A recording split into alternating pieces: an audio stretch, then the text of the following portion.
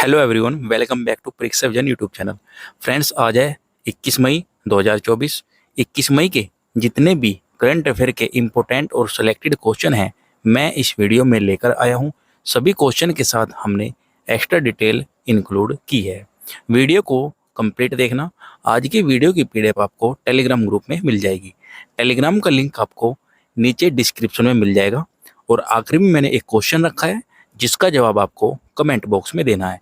और फ्रेंड्स, मैं आपको बताऊं, यह वीडियो करंट अफेयर की बहुत ज़्यादा इम्पोर्टेंट होने वाली है आने वाली परीक्षाओं के लिए, क्योंकि जिन जिन परीक्षाओं में करंट अफेयर पूछी जाती है उसके लिए यह वीडियो बहुत इम्पोर्टेंट है। तो दोस्तों, चलते हैं अपने क्वेश्चन की तरफ।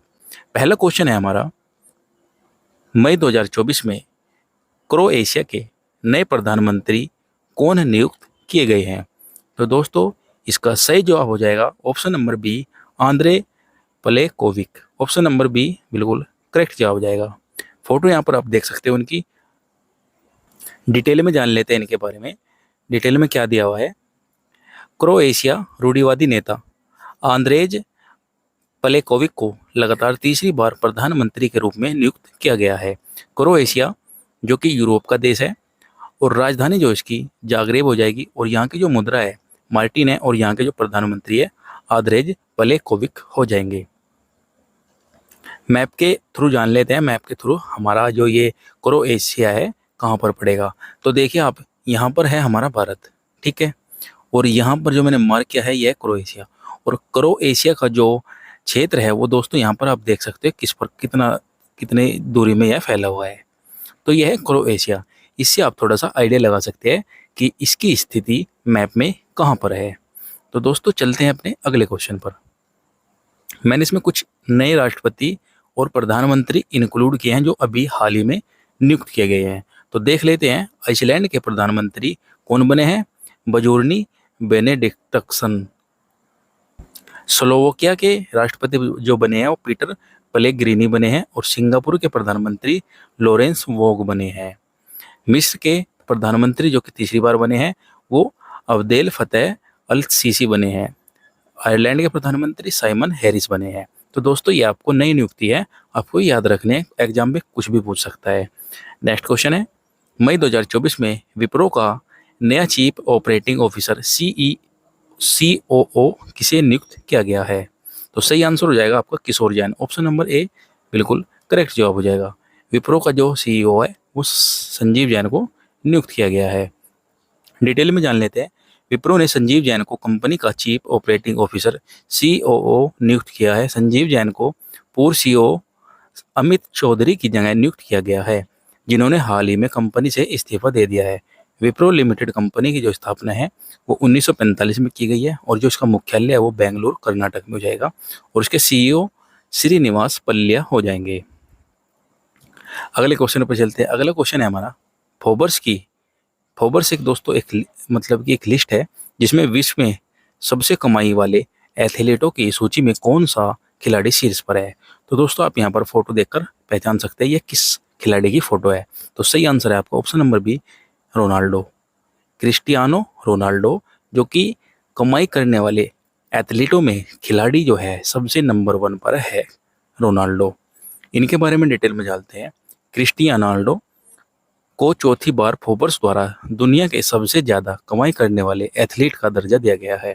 2024 में फोर्ब्स 3 सबसे अधिक कमाई वाले एथलीट की लिस्ट जारी की है। पहले नंबर पर है क्रिस्टियानो रोनाल्डो सॉकर, जिसकी कमाई 260 मिलियन डॉलर है, और दूसरे नंबर पर है जॉन रहम गोल्फ, जो कि गोल्फर से संबंधित है, 218 मिलियन डॉलर। अगले है लियोन मेसी, जिनकी कमाई है 135 मिलियन डॉलर। नेक्स्ट क्वेश्चन है, भारत और मंगोलिया के रक्षा मंत्री की 12वीं संयुक्त कार्य समूह JWG की बैठक कहां पर आयोजित की गई? तो ये आपका उलान बटोर मंगोल में की गई है। ऑप्शन नंबर ए बिल्कुल करेक्ट जवाब हो जाएगा। यहाँ पर आप फोटो देख सकते हो जो ये आपस में बैठक कर रहे हैं। इनके बारे में मैं डिटेल में बताता हूँ। मंगोलिया का मैप में हम स्थिति देख लेते हैं, मंगोलिया कहाँ पर है। देखिए, ये है हमारा वर्ल्ड का मैप। यहाँ पर है आपका भारत, ठीक, इसके ऊपर चीन हो गया, और चीन से ऊपर है मंगोलिया देश, ठीक है। ये आप याद रखना। मैप देखो दोस्तों, पढ़ना भी चाहिए, क्योंकि मैप से पता चलता है कि हमारा मतलब जो भी देश है वो कहाँ पर है, तो इससे बहुत ज़्यादा नॉलेज होती है। डिटेल में जान लेते हैं इसके बारे में। रक्षा सहयोग को बढ़ावा देने और रक्षा संबंधों को मजबूत करने के लिए भारत और मंगोलिया के रक्षा मंत्रियों की 12वें संयुक्त कार्य की बैठक मंगोलिया राजधानी उलान बटोर में आयोजित की गई है। भारतीय पक्ष का नेतृत्व भारत सरकार के रक्षा मंत्रालय के संयुक्त सचिव अमिताभ प्रसाद और रक्षा मंत्रालय मंगोलिया के राज्य सचिव ब्रिगेडियर जनरल गंखुयांग दावाग दोर्ज ने किया है। मंगोलिया देश जो है दोस्तों एशिया का देश हो जाएगा और इसकी राजधानी उलान बटोर है, और जो यहाँ की मुद्रा है वो तुगरिक हो जाएगी, और इसके राष्ट्रपति जो है सखियागी एलेब दोर्जे हो जाएंगे। नेक्स्ट क्वेश्चन पर चलते हैं। नेक्स्ट क्वेश्चन है हमारा, अंतर्राष्ट्रीय संग्रहालय दिवस 2024 में कब मनाया गया? इंटरनेशनल म्यूजियम डे कब मनाया गया है? तो ये आपका 18 मई को मनाया गया है। ऑप्शन नंबर ए बिल्कुल सही जवाब हो जाएगा। नेक्स्ट क्वेश्चन है हमारा, इसमें थोड़ा सा डिटेल में जान लेते हैं। अंतर्राष्ट्रीय संग्रहालय दिवस प्रत्येक 18 मई को मनाया जाता है। इसके उद्देश्य सांस्कृतिक और ऐतिहासिक कलाकृतियों के संरक्षण में संग्रहालयों की अमूल्य भूमिका के बारे में जागरूक बढ़ाना है। 2024 में जो इसकी थीम थी दोस्तों, शिक्षा और अनुसंधान के लिए संग्रहालय। पहला अंतर्राष्ट्रीय संग्रहालय दिवस 1977 में अंतर्राष्ट्रीय संग्रहालय परिषद ICOM द्वारा आयोजित किया गया था। नेक्स्ट क्वेश्चन है, फीफा महिला विश्व कप 2027 की मेजबानी कौन देश करने वाला है? तो सही आंसर है आपका option number D, Brazil. Brazil में फीफा महिला विश्व कप 2027 की मेजबानी करेगा। डिटेल में जान लेते हैं इसके बारे में। फीफा महिला विश्व कप 2024 का मेजबान ब्राजील है। यह इस टूर्नामेंट का 10वां संस्करण होगा। इसकी घोषणा थाईलैंड में आयोजित 74वें फीफा कांग्रेस में की गई थी। ब्राजील ने 1950 और 2014 में पुरुष फुटबॉल विश्व कप की मेजबानी भी की थी। नेक्स्ट क्वेश्चन देख लेते हैं। संयुक्त राष्ट्र यूएन की विश्व आर्थिक स्थिति और संभावना मध्य 2024 में रिपोर्ट के अनुसार 2024 में भारतीय अर्थव्यवस्था की अपेक्षित विकास दर कितनी है? तो सही आंसर है आपका ऑप्शन नंबर सी, 6.9%। डिटेल में जान लेते हैं। संयुक्त राष्ट्र ने वर्ष 2024 के नवीनतम पूर्वानुमान में विश्व आर्थिक स्थिति और संभावनाएं मध्य 2024 में भारतीय अर्थव्यवस्था के लिए अपने विकास दर पूर्ण अनुमान को संशोधित कर 6.9% कर दिया है। 2024-25 में वैश्विक एजेंसी द्वारा भारतीय अर्थव्यवस्था की अपेक्षित दर इस प्रकार है। पहले नंबर पर है भारतीय रिजर्व बैंक जिसकी 7% है, और आगे आता है अंतर्राष्ट्रीय मुद्रा कोष जिसकी GDP या फिर अर्थव्यवस्था 6.5% हो जाएगी, और विश्व बैंक की 6.6%, और एशियाई विकास बैंक की 7% हो जाएगी, और HSDP ग्लोबल जिसकी 6.8% अर्थव्यवस्था हो जाएगी। नेक्स्ट क्वेश्चन है, किस भारतीय औद्योगिक प्रौद्योगिक संस्थान IIT ने संयुक्त अरब अमीरात के अबू धाबी में अपना परिसर शुरू किया है? तो ये आपका IIT दिल्ली ने किया है। ऑप्शन नंबर ए बिल्कुल करेक्ट जवाब हो जाएगा। डिटेल में बताता हूँ मैं आपको। IIT दिल्ली का पहला अंतर्राष्ट्रीय परिसर अबू धाबी संयुक्त अरब अमीरात UAE में अपना पहला शैक्षणिक सत्र 2024-25 में शुरू करने वाला है।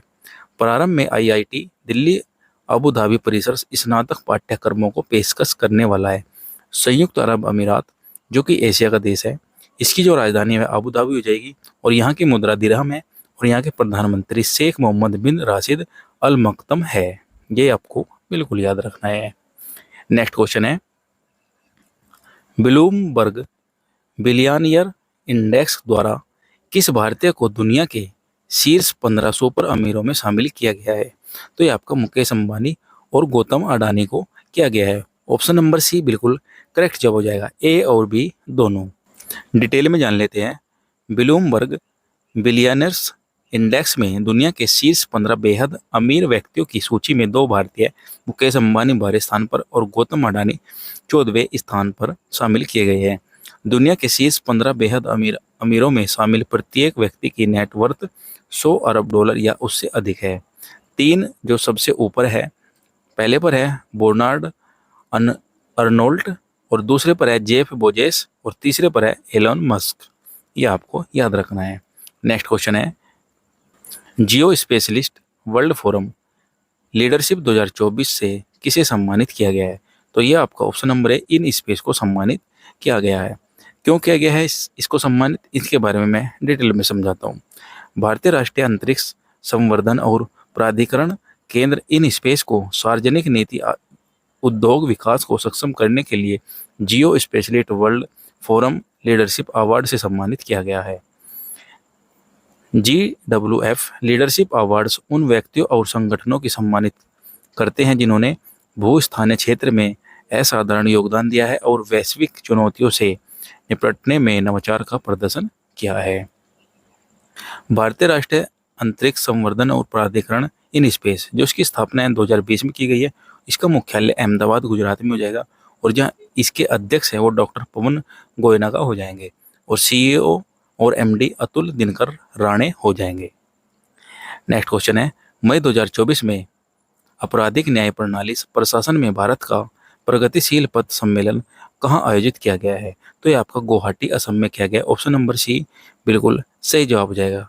डिटेल में जान लेते हैं इसके बारे में। केंद्रीय कानून और न्याय मंत्रालय ने असम सरकार के सहयोग से गुवाहाटी असम में 2 दिवसीय सम्मेलन आपराधिक न्याय प्रणाली के प्रशासन में भारत का प्रगतिशील पद का आयोजन किया गया है। देश में आपराधिक न्याय प्रणाली में संबंधित नए कानून के अधिनियम में सरकार द्वारा किए गए बदलावों के बारे में जागरूकता पैदा करने के लिए यह सम्मेलन आयोजित किया गया है। असम के मुख्यमंत्री डॉक्टर हिमंत बिस्वा शर्मा सम्मेलन के मुख्य अतिथि थे। नेक्स्ट क्वेश्चन है, राष्ट्रीय लुप्त प्राय प्रजाति दिवस 2024 में कब मनाया गया है? तो ये आपका 17 मई को मनाया गया है। ऑप्शन नंबर डी बिल्कुल करेक्ट जवाब हो जाएगा। डिटेल में जान लेते हैं इनके बारे में। हर साल मई के तीसरे शुक्रवार को राष्ट्रीय लुप्त प्राय प्रजाति दिवस मनाया जाता है। इस बार यह 17 मई को मनाया गया है। इस दिवस को मनाने का उद्देश्य लुप्त प्राय प्रजाति के बारे में जागरूकता बढ़ाना तथा उनके संरक्षण के बारे में भागीदारी बढ़ाना है। यह दिवस पहली बार डेविड रॉबिन्स ने और लुप्त प्राय जाति के गठबंधन द्वारा 2006 में मनाया था। नेक्स्ट क्वेश्चन है, वर्ल्ड इक्वेटिस द्वारा विश्व के सबसे ऊंचे प्रतिस्पर्धी स्विमिंग पूल का उद्घाटन कहाँ किया गया है?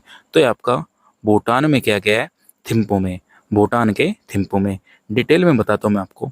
वर्ल्ड एक्वेटिक्स ने भूटान के थिम्पू में 2400 मीटर की ऊंचाई पर दुनिया का सबसे ऊंचा प्रतियोगी स्विमिंग पूल खोला है। यह पूल खेलीय और खेलों को बढ़ावा देने जलीय खेलों को बढ़ावा देने के लिए पूल फॉर ऑल प्रोग्राम का हिस्सा है। भूटान जो है एशिया का देश है और इसकी राजधानी थिम्पू हो जाएगी, मुद्रा नगुल्ट्रम हो जाएगी और यहाँ के प्रधानमंत्री शेरिंग डोबके हो जाएंगे। ये आपको याद रखना है।